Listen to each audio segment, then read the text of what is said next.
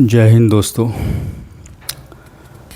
जैसा कि आप लोग का तैयारी सही से चल ही रहा होगा और आप लोग की तैयारी को धार देने के लिए हम आज से इतिहास का एक कैटालिस्ट टाइप से क्वेश्चन का समूह लेकर आ रहे हैं, जिससे आप लोग की तैयारी में और भी धार मिले। सिलेक्टेड क्वेश्चनों का एक समूह है जिसमें काफ़ी सिलेक्टेड क्वेश्चन है, जिससे आप अपनी तैयारी को जज कर सकते हैं कि कितना बढ़िया आपका तैयारी हो रहा है आगे के जो भी जनरल कंपटीशन है उसके लिए।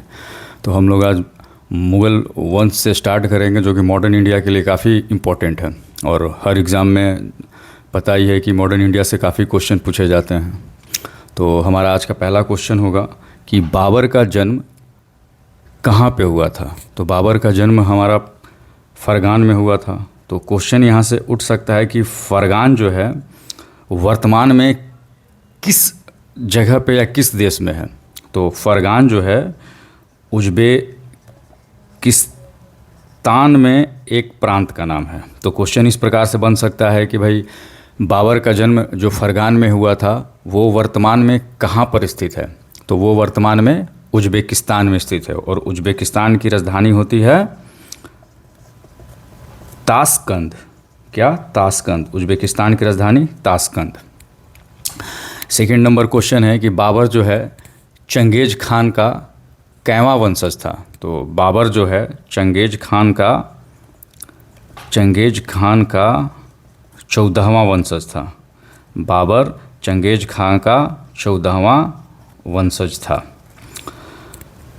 नेक्स्ट क्वेश्चन हमारा है कि बाबर ने अपनी आत्मकथा बाबरनामा में कितने मुस्लिम शासकों का उल्लेख किया है। तो बाबर ने अपनी आत्मकथा जो लिखी है उसका नाम क्या है? बाबरनामा। उसका नाम है बाबरनामा, जो मूल रूप से तुर्की भाषा में लिखी हुई है। और इसमें 5 मुस्लिम शासकों का नाम है। इसमें 5 मुस्लिम शासक और 2 हिंदू शासक का नाम है और 2 हिंदू शासक का नाम है। और इस 2 हिंदू शासक का नाम, एक है आपका मेवाड़ और दूसरा है विजयनगर। दूसरा क्या है? विजयनगर। नेक्स्ट क्वेश्चन है कि बाबर जो है तुलगमा युद्ध पद्धति एवं उस्मानी विधि का प्रयोग किया था। तो क्वेश्चन यहाँ से ये राइज हो सकता है कि तुलगमा युद्ध पद्धति एवं उस्मानी विधि का प्रयोग बाबर ने किस युद्ध में प्रथम बार किया था। तो बाबर ने पानीपत के युद्ध में प्रथम बार तुलगमा और उस्मानी विधि का प्रयोग किया था। और पानीपत का प्रथम युद्ध कब हुआ था? 1526, बाबर और इब्राहिम लोदी के बीच। नेक्स्ट क्वेश्चन है हमारा खनावा का युद्ध। खनावा का युद्ध कब हुआ था? 1527 में। खनावा का युद्ध कब हुआ था? 1527 में, बाबर एवं राणा सांगा के बीच।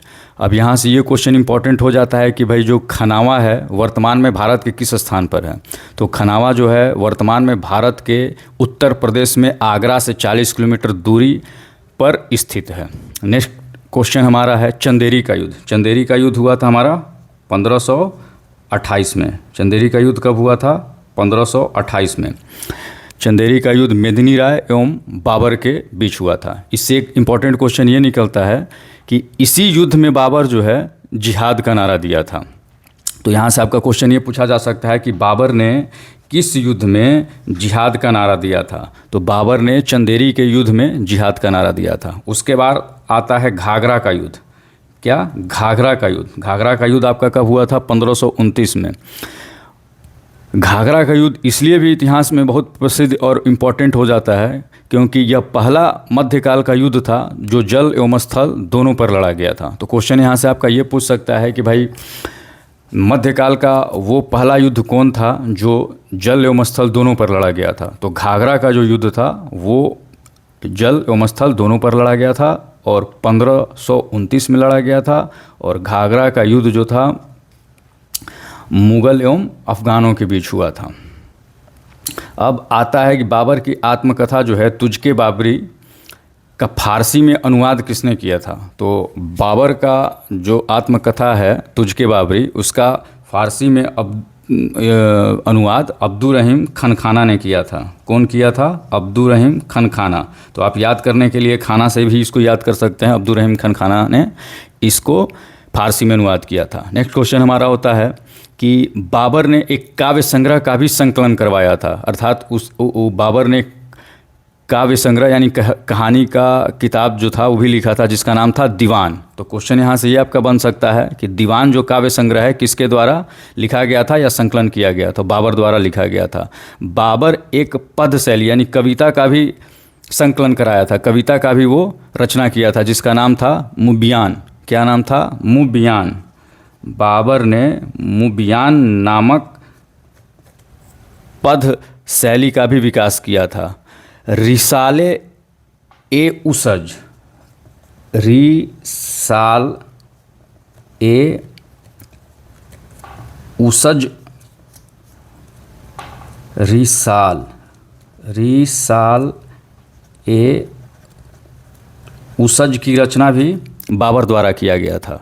तो यहाँ से भी क्वेश्चन आपका बन सकता है कि बाबर द्वारा रिसाले उसज की रचना किया गया था या रिसाले उसज की रचना किसने किया था? तो रिसाले उसज की रचना बाबर द्वारा किया गया था।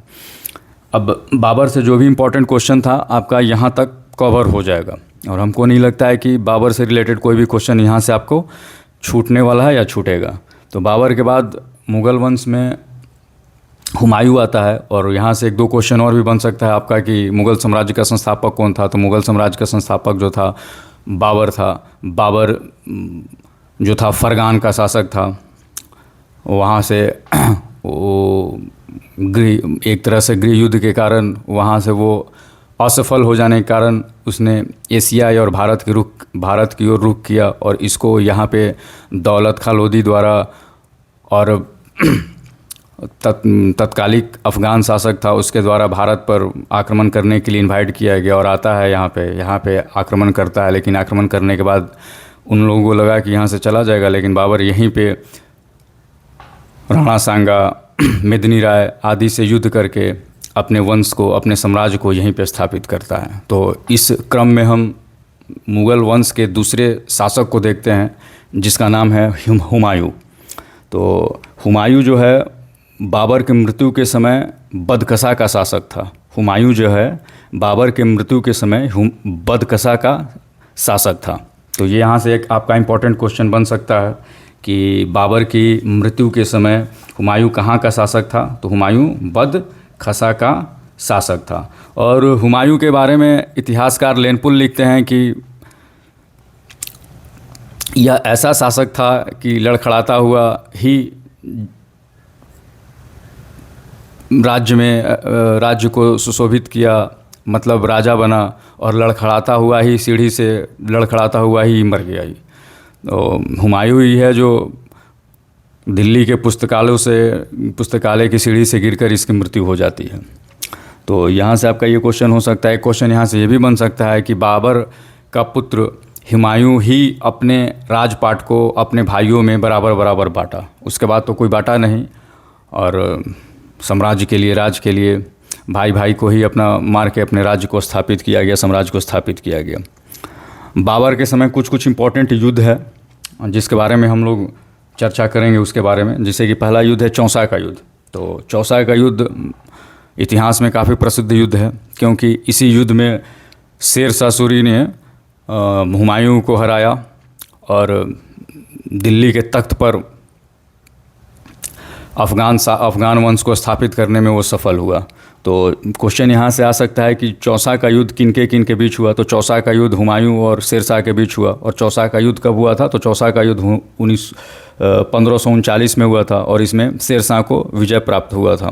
इसी युद्ध में शेर शाह ने शेर शाह की उपाधि धारण किया। तो यहाँ से बहुत इंपॉर्टेंट क्वेश्चन ये बनता है कि शेर शाह सूरी, अर्थात इसका पहले नाम शेर खां था, तो शेर खां ने अपने उपाधि जो था शेर शाह की उपाधि किस युद्ध के बाद लिया? तो चौसा के युद्ध के बाद शेर शाह ने शेर शाह की उपाधि धारण किया। उसके बाद युद्ध होता है कन्नौज का युद्ध। किसका? कन्नौज का युद्ध। कन्नौज का युद्ध। कन्नौज का युद्ध भी होता है बाबर और शेर शाह के बीच, जो कि 1540 में होता है। कितना? 1540 में शेर शाह और हुमायूं के बीच। और इसी युद्ध के बाद बाबर शेर शाह जो है दिल्ली के तख्त पर अपना तख्तपोश होता है। इसके बाद युद्ध होता है मछीवाड़ा का युद्ध। किसका? मछीवाड़ा का युद्ध। मछीवाड़ा का युद्ध भी काफ़ी इम्पोर्टेंट है। तो क्वेश्चन इस ये बन सकता है कि मछीवाड़ा का युद्ध कब हुआ था? तो मछीवाड़ा का युद्ध 1555 में हुआ था। मछीवाड़ा का युद्ध कब हुआ था? 1555 में हुआ था। और मछीवाड़ा का युद्ध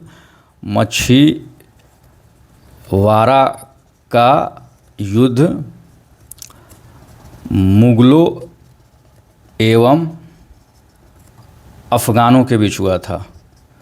तो क्वेश्चन यहाँ से आपका ये बनता है कि मछवाड़ा का युद्ध किनके किनके बीच हुआ था? तो मछवाड़ा का युद्ध मुगलों एवं अफ़गानों के बीच हुआ था। इसके बाद आता है सरहिंद का युद्ध। किसका युद्ध आता है? सरहिंद का युद्ध। तो सरहिंद का युद्ध भी आपको मुगल एवं अफ़गानों के बीच हुआ था। मुगल एवं अफ़गानों के बीच। तो ये यहाँ से 2-3 युद्ध जो है काफ़ी इम्पोर्टेंट है। एक तो हमारा हो गया चौसा का युद्ध जो 1539 में हुआ था। उसके बाद हुआ आपका मछीवाड़ा का युद्ध जो मुग़लों एवं अफ़गानों के बीच हुआ था। उसके बाद आता है सरहिंद का युद्ध जो मुग़ल एवं अफ़गानों का बीच हुआ था। नेक्स्ट क्वेश्चन हमारा है कि दिल्ली में प्रसिद्ध मीना बाज़ार की शुरुआत किसने की? दिल्ली में प्रसिद्ध जो है मीना बाज़ार जो आज भी फेमस है, उसकी शुरुआत हुमायूं द्वारा किया गया। किसके द्वारा किया गया? हुमायूं द्वारा किया गया। तो कुल मिलाकर हुमायूं से भी जो इम्पोर्टेंट क्वेश्चन था वो हम लोगों ने कवर कर लिया। हुमायूं थोड़ा एस्ट्रोलॉजी पे ज़्यादा ध्यान देता था। सप्ताह में 7 दिन वो 7 अलग अलग कलर का पोशाक पहनता था, पोशाक धारण करता था। तो आज के लिए इतना ही क्वेश्चन करते हैं हम। अगर आगे आप लोगों को अच्छा लग रहा हो वीडियो या क्वेश्चन का लेवल अगर अच्छा हो तो आप लोग कमेंट करिएगा, फिर से हम लोग कंटिन्यू करेंगे अगर क्वेश्चन का लेवल आप लोग को अच्छा लगता हो तो। और इतिहास के साथ साथ हम लोग हर एक सब्जेक्ट का जीएस के हर एक सब्जेक्ट हर एक पोर्शन को हम लोग कवर करने का प्रयास करेंगे। जो आगामी जो भी पेपर हमारा होता है, बीपीएससी हो गया, यूपीएससी हो गया, या बैंक या टीचर का टीआरई वाला एग्ज़ाम हो गया, या रेलवे का एग्ज़ाम हो गया, इन सब एग्ज़ाम के दृष्टिकोण से वो काफ़ी महत्वपूर्ण होगा। चलिए, धन्यवाद। Thank you.